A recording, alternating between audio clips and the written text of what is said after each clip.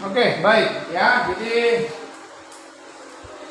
tadi Bapak katakan struktur daripada pembangunan ya karya ilmiah dalam ranah skripsi itu bab 1 berbicara tentang latar belakang ya.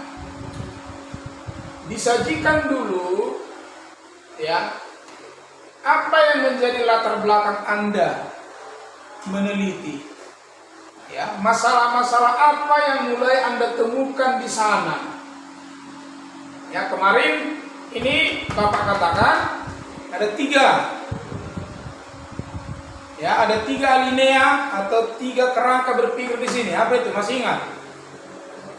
Hal ideal. Lihat dulu catatannya. Oh Tuhan tolong. Hal ideal artinya seharusnya terjadi seperti apa? Ya. Contohnya variabelnya minat belajar. Ya, seharusnya dalam satu proses belajar mengajar bagaimana kondisi minat belajar. Ya, harus ada interaksi, harus betul suasananya hidup, kan begitu ya. Lalu yang kedua apa? Ternyata ada masalah, tidak terjadi seperti hal yang ideal itu. Ya, ditemukan masalah. Ya, lalu masalah-masalah ini bukan asumsi, bukan hanya kita katakan, tapi didasarkan dari data-data yang ada, betul nggak? Data-data ini kira-kira apa yang lebih diakui, lebih legal atau sah? Hah? Bisa dari sumber-sumber buku yang pernah meneliti. Bisa mungkin kalau konteks dunia pendidikan notulen-notulen rapat tentang masalah itu ya, monet-monet di sekolah tentang masalah itu ya, artinya temuan-temuan atas masalah yang berlandaskan data yang valid atau legal. Oke? Lalu yang ketiga, alasan penulisan. Oleh sebab itulah penulis mengangkat penelitian ini. Lalu langkah yang sangat penting adalah masalah-masalah di sini mulai dirumuskan sesuai dengan variabel. Ya. Ketika dirumuskan, ya biasanya ini memakai jenis pertanyaan. Kemarin udah mulai melihat ya rumusan-rumusan masalah seperti apa ya. Contohnya, mengapa minat belajar anak didik menurun? Ya, seperti itu. Jadi masalah yang ada di sini dirumuskan menjadi pertanyaan. Ya. Sesudah itu masuklah ke bab 2. Bab 2 adalah tempat di mana variabel judul ya mulai dijelaskan secara teoritis. Paham? Ya. Apa yang menjadi prinsip-prinsip mendasar dari variabel itu? Hal terpenting adalah definisi atau pengertian. Ya, diberikan dulu pengertian yang jelas tentang variabel itu, tentang hal yang sedang kita bahas tersebut. Sesudah itu, apa manfaat variabel? Betul kan? B-nya ya, dominannya begitu. Apa manfaatnya? Ya. Lalu yang ketiga apa? Indikator. Ya. Lalu yang ketiga, keempat, proses implementasi, teori-teori implementasi. Ya. Sesudah itu ada dibentuk, maka kita mulai menjelaskan ya cara-cara mengambil data dari lapangan, lokus, tempus, ya. kita mulai menyusun, kita menjelaskan cara apa yang kita pakai. Kalau di kualitatif, wawancara, dokumentasi, observasi. Biasa dinamakan dengan triangulasi data. Ya. Untuk bisa mendapatkan data melalui wawancara, maka kita harus melihat indikator yang ada di bab 2. Karena apa? Karena sumber pertanyaan kita adalah dari indikator di bab 2. Penelitian adalah mempertanyakan apakah yang di teori ini terjadi atau tidak di lapangan. Itu sebetulnya penelitian. Sederhananya begitu. Ya. Kalau tidak terjadi, kenapa? Nanti dibahas di bab 4. Kalau terjadi, kok bisa terjadi seperti itu? Hal apa yang membuat bisa mencapai hal yang maksimal?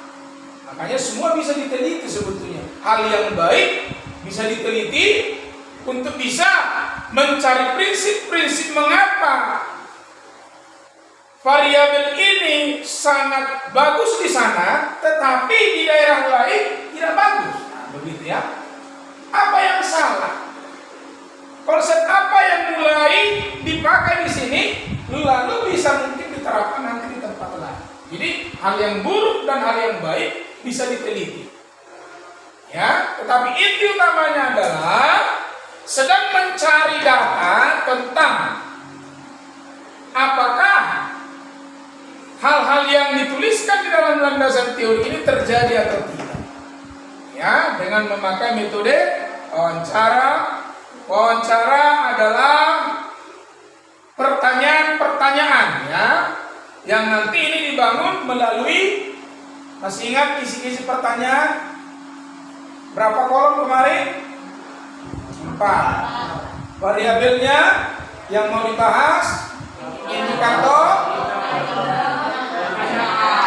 item, baru pertanyaannya apa? Ya, dokumen. Apa ini dokumen? Ya, data-data yang legal ya. Data-data yang ditemukan di lapangan. Ya, yang memang dianggap sah. Supaya apa? Supaya sumber data di lapangan itu ya betul-betul sumber yang sah. Ya, lalu melakukan proses observasi, saudara. Ya, gitu. Kalau nanti di dalam metode-metode kualitatif yang lain, Bapak sampaikan kan metode kualitatif ada beberapa ya. Untuk objeknya ada etnografi, ada literatur review, ya. Literatur review murni semuanya bersumber dari buku, tidak ada locus atau temposnya ya. Itu lebih banyak memakai dokumen ya, artinya sumbernya dari buku murni. Ya, nanti Anda lebih dalam lagi.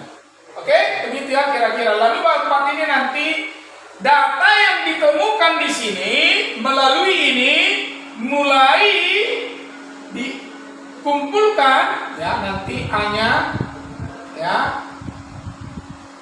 Baru sesudah dikumpulkan maka diolah. Ya, sesudah diolah mulai dibahas. Jadi secara umum bab 4 itu pasti 3 rangkaian. Paham? Kita masuk nanti sebentar lagi di sini. Tapi Bapak berikan dulu konstruksi daripada setiap bab ini, ya. Jadi data mentah yang ada di sini, contohnya hasil wawancara dimasukkan di wawancara, si Tilik, si Polta, ya. Data itu dimasukkan semuanya. Ya, dokumen ini dimasukkan semuanya di sini ya. Sesudah dimasukkan, maka Anda mulai menganalisa.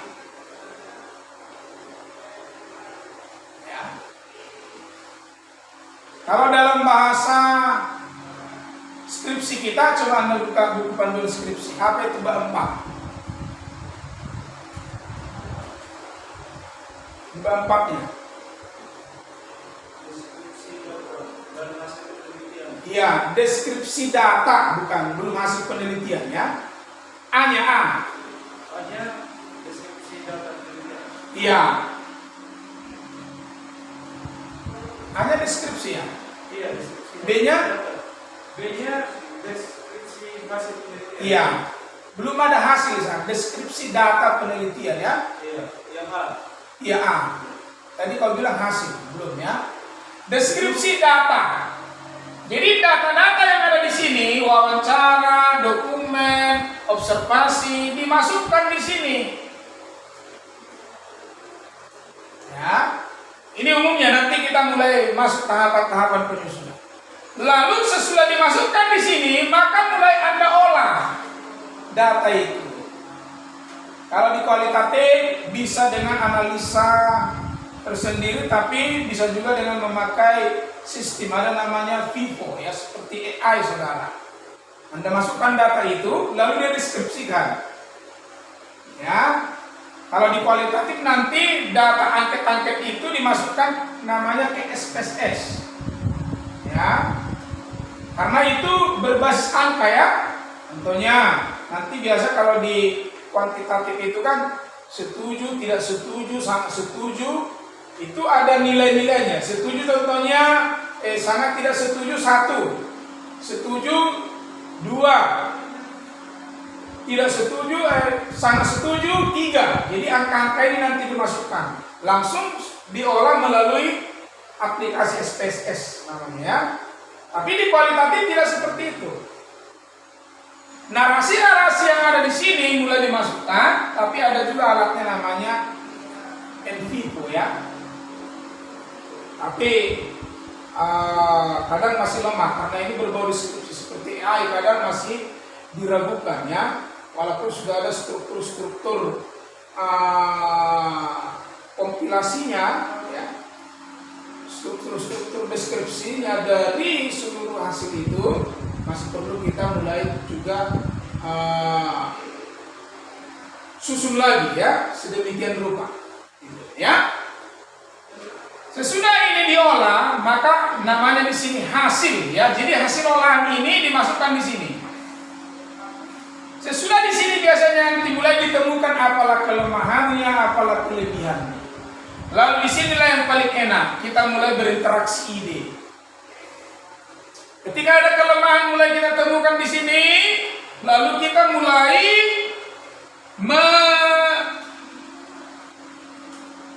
memberikan ide-ide kita bagaimana jika ada hal negatif meminimalisir itu. Jika ada hal yang positif bagaimana meningkatkan dan menjaga itu. Bisa paham? Rangkaian di bab 4. Halo?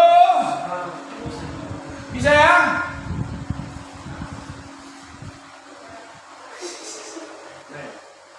Ya. Oke. Itu dulu rangkaiannya. Sesudah itu nanti mulailah ada kesimpulan. Ya, jadi kesimpulan adalah bagaimana hasil dari keseluruhan ini kita mulai utarakan di sana. Jadi ada 5 bab struktur dari pembangunan skripsi atau karya ilmiah. Apa perbedaannya Pak dengan jurnal? Jurnal tetap juga memiliki rangkaian seperti ini, hanya lebih dipersempit. Contohnya, variabel Anda tentang minat belajar dan dampaknya kepada metode mengajar contohnya.